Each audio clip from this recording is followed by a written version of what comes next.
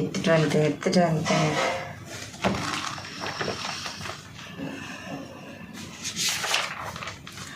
இது நாள் வரைக்கும் நம்ம என்ன பார்த்துட்டு இருந்தோம், ஜெய் பீம் படத்தில் எனக்கு பிடிச்ச என்ன சொல்கிறது சில ஃப்ரேம்ஸ் இருந்தது.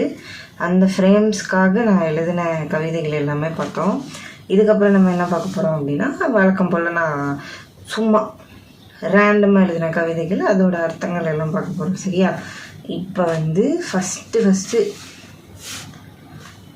இல்லை, இப்போ நம்ம அடுத்து இந்த ஜெய்பீம் சீரீஸ் முடிச்சுட்டு நம்ம அடுத்து ஃபஸ்ட்டு பார்க்க போகிறது என்ன அப்படின்னு பார்த்தீங்கன்னா, அருகில் இருக்கும் அக்ரிணை எல்லாம் ஆட்களாகி போகின்றது, அரவணைப்பை உள்ளம் எதிர்பார்க்கையில் அப்படின்னு சொல்லிட்டு. சரியா? சரி, இது இருக்கட்டும். இப்போ எனக்கு என்ன ஒரு மனக்குமுறல் அப்படின்னு பார்த்தீங்கன்னா, நான் வந்து யோசிச்சு நிறைய டைம் ஸ்பெண்ட் பண்ணி அந்த மாதிரி எழுதின கவிதைகள் இருக்குது. கொஞ்சம் எஃபர்ட் போட்டு, நான் வந்து நிறைய எஃபர்ட் போட்டு அப்படி சொல்ல மாட்டேன், கொஞ்சம் ஓரளவுக்கு எனக்கு தெரிஞ்ச எஃபர்ட் போட்டு ஒரு பண்ணுற வீடியோக்களும் இருக்குது. சரியா? அந்த மாதிரி இருக்கும்போது இந்த ஒரு பர்டிகுலர் கவிதை மட்டும்தான் நான் வந்து ஒரு அதிகபட்சமாக 5 நிமிஷம் அவ்வளோ ஒரு எஃபர்ட் தான் போட்டிருப்பேன். என்னன்னா, அன்னைக்கு காலையில் நான் கண்ணு முழிச்சு பார்க்குறேன், ஒரு பாவமாக ஒரு ஜப்பானில் ஒரு குரங்கு குட்டி இருக்குது.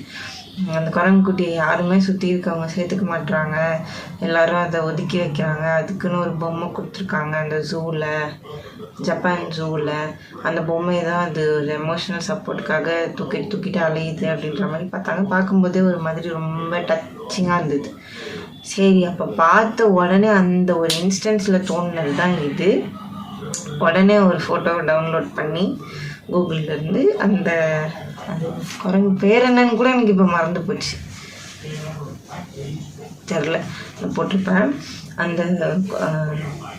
அந்த ஒரு குரங்கை பார்த்து என் மனசில் பட்ட ஒரு ஃபஸ்ட்டு இம்ப்ரெஷன் தான் இந்த கவிதை. இதை எழுதி போடுறேன். இன்ஸ்டாகிராமில் அவ்வளோ வியூஸ், இன்னி வரைக்கும் வியூஸ் போயிட்டு தான் இருக்குது. இத்தனைக்கும் அந்த வீடியோ போஸ்ட் பண்ணி 1 மாதம் ஆச்சு. சரியா? சரி, ஓகே. எல்லாருமே எனக்கு என்னென்னா, அவ்வளோ டிப்ரெஷனில் இருக்கீங்க, ஒரு டிப்ரெஷன் கவிதை உங்களுக்கு இந்தளவுக்கு ரிலேட் ஆகுதா அப்படின்னு சொல்கிற மாதிரி எனக்கு இருந்தது. சரி, இப்போ இந்த கவிதையோட ஆக்சுவல் அர்த்தம் என்ன அப்படின்னு பார்த்தீங்கன்னா, அருகில் இருக்கும் அக்ரிணை எல்லாம் ஆட்களாகி போகின்றது, அரவணைப்பை உள்ளம் எதிர்பார்க்கையில் அப்படின்றது. நமக்கு எல்லா டைம்லேயுமே நம்ம எவ்வளோ தான் ஸ்ட்ராங்காக இருந்தாலும், சொல்கிறேன், எவ்வளோ ஸ்ட்ராங்காக இருந்தாலும் ஏதாவது ஒரு பாயிண்டில் நமக்கு வந்து எமோஷ்னல் சப்போர்ட் கண்டிப்பாக தேவைப்படுது தான். மேபி நம்ம வந்து ஒரு சம் அமௌண்ட் ஆஃப் வீக்குன்றதை யார்கிட்டையும் காட்டக்கூடாதுன்றதுக்காகவே நம்மளே ஸ்ட்ராங்குன்னு நினச்சிக்கிட்டு ஒரு ஹியூமன் சப்போர்ட்டை தேடாமல் ஒரு அனிமல் சப்போர்ட்டோ இல்லை நமக்கு பிடிச்ச ஒரு பொருளோட சப்போர்ட்டோ ஒரு நான் லிவிங் திங்கோட சப்போர்ட்டோ நம்ம வந்து எடுத்துக்கிறோம் அப்படின்றது நான் நினைக்கிறேன். சரியா? நமக்கு பிடிச்ச ஒரு பொம்மையாக இருக்கட்டும், இல்லை நமக்கு பிடிச்ச ஒரு பொருளாக இருக்கட்டும், அது கூடவே வச்சுட்டு ஒரு ஹியூமன் கிட்ட நம்ம நம்பி ஒரு விஷயத்த சொல்கிறோம் அப்படின்னா அவங்க நம்மளை ஜட்ஜ் பண்ணாமல் இருக்காங்கங்கும்போது நமக்கான ஒரு மன ஆறுதலை நம்மளை ஜட்ஜ் பண்ணாமல் அவங்க வந்து நமக்கு கொடுப்பாங்க. சரியா? இதுதான் வந்து ஒரு மனுஷன் டு மனுஷனால் பண்ண முடிஞ்ச ஒரு பெரிய ஹெல்ப். ஓகேவா?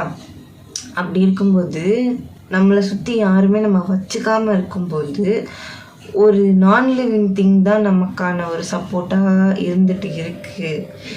அதை தான் நம்மளுமே ரொம்ப எதிர்பார்க்குறோமோ அப்படின்ற மாதிரி எனக்கு தோணுச்சு. ஏன்னா ஒரு மனுஷன்ட்ட இதை சொன்னால் நம்மளை எங்கே ஜட்ஜ் பண்ணிடுவானோ, நான் இப்படிதான்ற ஒரு கன்க்ளூஷனுக்கு வந்துடுவாங்களோ அப்படின்ற ஒரு தாட் எப்பவுமே நமக்கு சப்கான்ஷியஸாக இருந்துகிட்டே இருக்கு போல். அதனால நம்ம வர நாட்களில் வந்து ஒரு மனுஷனோட சப்போர்ட்டை எதிர்பார்க்காம ஒரு பொருளோட சப்போர்ட், நம்மக்கிட்ட பதில் பேசாத, இல்லை நம்மளை பற்றி இதுதான் நம்ம அப்படின்ற ஒரு முடிவுக்கு வராது எந்த ஒரு விஷயமா இருந்தாலும் அதுக்கிட்டேருந்து சப்போர்ட் எடுத்துக்கிறோமோ அப்படின்றத நான் நினைக்கிறேன். சரியா? ஏன்னா என்னை சுற்றி இருக்க எல்லாமே ஒரு அக்ரிணை பொருள் தான். அக்ரிணைன்றது நமக்கு தெரியும், நான் லிவிங் திங், உயிரற்ற ஒரு பொருள். உயர்திணை அக்ரிணைன்னு 2 இருக்குது. சரியா?